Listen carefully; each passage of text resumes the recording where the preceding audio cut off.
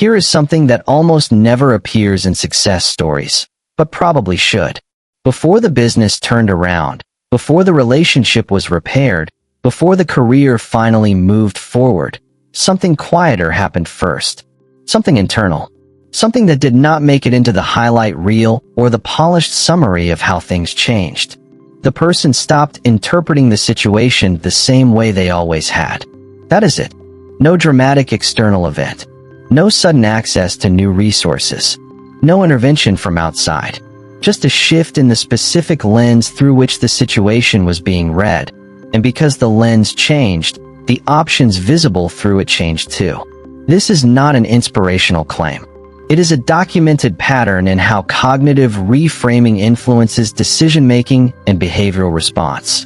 And understanding it precisely, not as a motivational concept, but as a specific, workable mechanism, is what this video is about.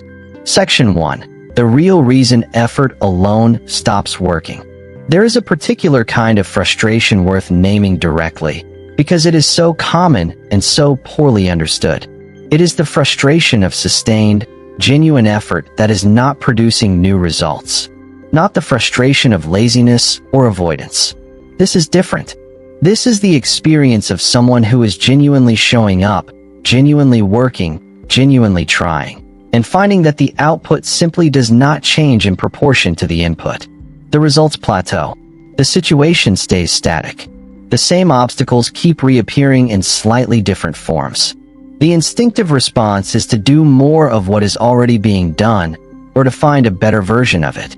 A new strategy, a more efficient technique, a different approach. And occasionally, those adjustments help. But in many cases, they do not. And this is where most people get stuck. Not because they are not working hard enough, but because they are working hard inside the wrong frame. The real constraint is not the actions being taken. It is the set of operating assumptions that determine which actions seem worth taking in the first place. Here is why that matters.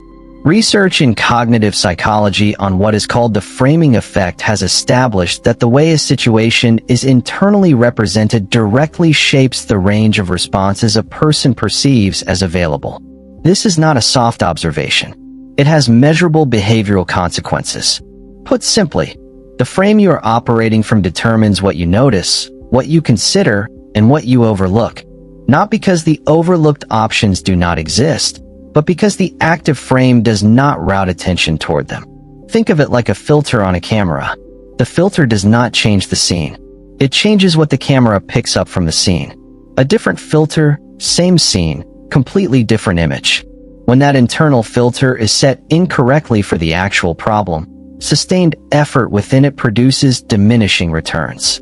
The effort is real. The frame is limiting. And no amount of additional effort inside a limiting frame will produce the outcomes that a different frame would make visible. Section 2. 3 specific patterns that produce the stuck state. There are 3 identifiable thinking patterns that most commonly produce the sustained effort without new results experience. Each has a specific structure, a specific behavioral consequence, and a specific shift that addresses it. The first is the scarcity orientation. This is the operating assumption that the relevant resources, time, money, opportunity, support, are fundamentally limited, and that the current constraint is a fixed feature of the situation rather than a variable to be worked with. People operating from this pattern make a specific and identifiable error. They invest their problem-solving energy in managing around the constraint rather than in rethinking what the constraint actually means. The result is a narrow decision space. Options that would require treating the constraint as negotiable get dismissed before they are properly evaluated. The range of visible actions shrinks, not because fewer options exist, but because the frame has made most of them appear unrealistic in advance. The shift here is not about pretending that constraints do not exist. They do.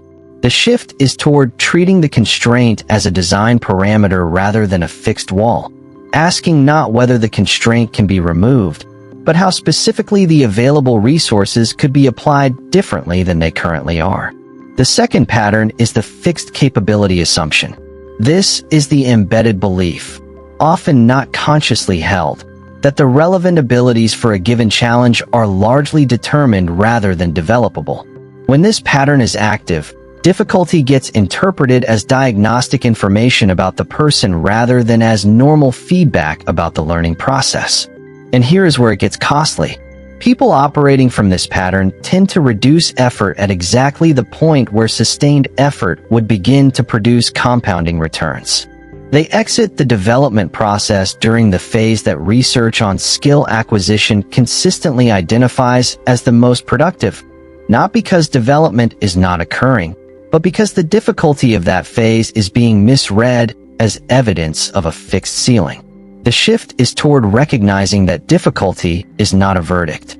It is a normal feature of any process where real capability is being built. That reinterpretation alone changes how the hard phases get navigated. The third pattern is external attribution of outcomes. This is the consistent tendency to locate the primary causes of outcomes in factors outside one's own decisions, circumstances, timing, other people's actions, luck. When this pattern dominates, cognitive resources go primarily toward explanation and reaction rather than toward the specific decisions that are actually within a person's influence. This is not about ignoring genuine external factors. They are real and they matter. The issue is proportion. When the attention given to external factors crowds out the attention given to internal decision points, there is a consistent underinvestment in the specific choices that would produce different results. The shift is toward a consistent reorientation of the central question. Given the current circumstances, what specifically can be decided and acted upon from this position? That question, asked regularly, keeps attention on the actionable rather than the explainable. Section 3. How a frame shift produces different outcomes from identical circumstances. A concrete example makes this mechanism much clearer. Consider someone who has been working to grow an independent professional practice for 18 months without meaningful revenue growth. They have refined their service offering, adjusted pricing multiple times, experimented with different outreach approaches, and put in consistent hours. The effort is genuine. The results are not reflecting it. Operating from the current frame, the natural next steps are to refine the existing approach further, better messaging, more outreach, a different pricing structure. These are reasonable adjustments, but they remain inside the same interpretive frame. The problem is a delivery or marketing problem, and the solution is a better version of what is already being done. Now consider what a frame shift would surface. If the 18 months of flat results are reinterpreted not as evidence of a delivery problem, but as highly specific market feedback, detailed information about precisely where the fit between the offering and the audience is weak, the actionable question changes completely. It is no longer, how do we improve what we are doing for this audience?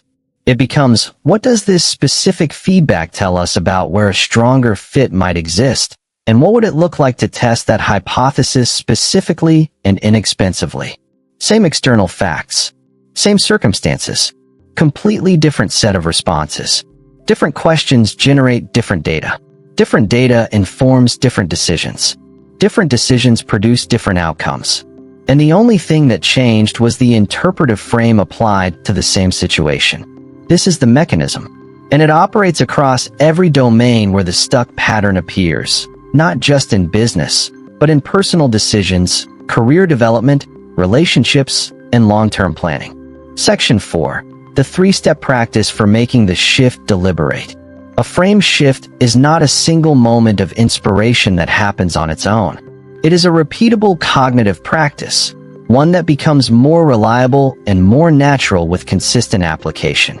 The practice has 3 specific steps. Step 1 is noticing the active frame. This is where most people skip ahead too quickly, jumping straight to solutions without first identifying the assumption driving the problem. The practice here is developing the habit of asking one specific question when facing a recurring obstacle. What assumption am I currently operating from about this situation? Not what is happening. What is the interpretive assumption shaping how what is happening is being read? That question creates a small but critical distance between the automatic interpretation and the response. That distance is where the possibility of a different interpretation lives. Without it, the existing frame continues operating invisibly, shaping responses without ever being examined. Step 2 is interrogating the assumption. Once the active frame is visible, it needs to be evaluated honestly. What specific evidence supports this assumption? What evidence exists that points in a different direction? Is this assumption actually accurate? Or is it a reasonable seeming conclusion that the evidence would not fully support if examined carefully? Many limiting frames survive simply because they are never directly questioned. The interrogation step removes that protection. It is not about replacing the assumption with something more positive. It is about checking whether the assumption is actually earning its place in the analysis. Step 3 is generating a specific alternative frame. This is not about replacing a negative interpretation with an optimistic one. It is about identifying a different but equally honest interpretation of the same facts, one that opens a different set of perceived options. The specific question worth asking here: if the current interpretation turned out to be incomplete or partially inaccurate, what would be the most useful alternative reading of this situation? Not the most encouraging one, the most useful one, meaning the one that suggests the most productive next action. Practiced consistently, applied specifically to the situations where the stuck pattern is most active, these 3 steps gradually shift the default frame from which a person operates. The shift is incremental, but it accumulates. And the compounding effect of consistently examining and updating the interpretive lens produces changes in behavior and outcome that additional effort within the existing frame simply cannot replicate. Closing. The starting point is deliberately specific. Identify one situation, just one, where you have been applying consistent effort without new results. Write down the assumption you have been operating from about that situation. Ask whether that assumption is actually supported by the evidence, or whether it is simply familiar because you have been carrying it for a long time. And identify one alternative interpretation of the same facts that would open a different set of options. That is where the shift begins. Not a dramatic internal transformation.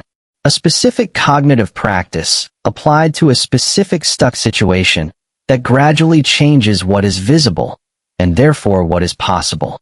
Every breakthrough has a before. That before is almost always a change in the lens, not a change in the circumstances. Start with the lens.